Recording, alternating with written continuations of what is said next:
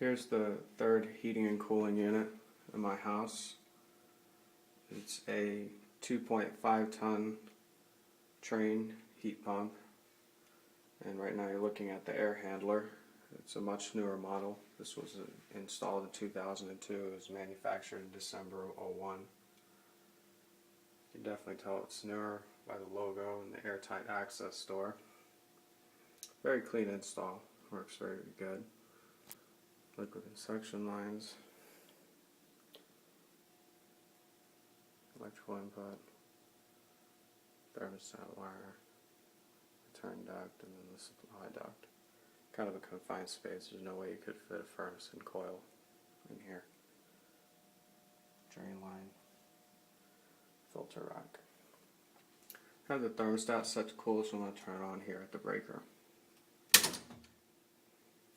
Give the thermostat some time to kick on.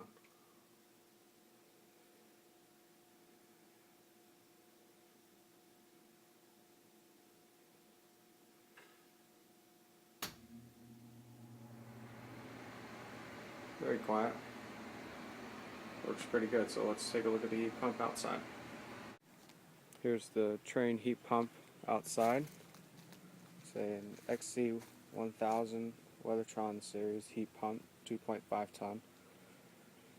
It's slightly smaller than the old heat pumps that I had before.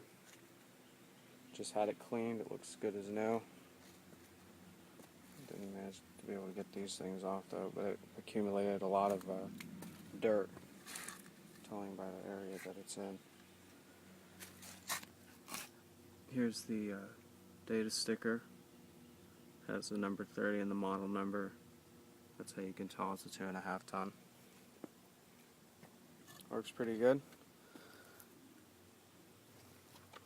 Back when they installed this in 2002, they considered high efficiency to be about 10 SEER. But anyway,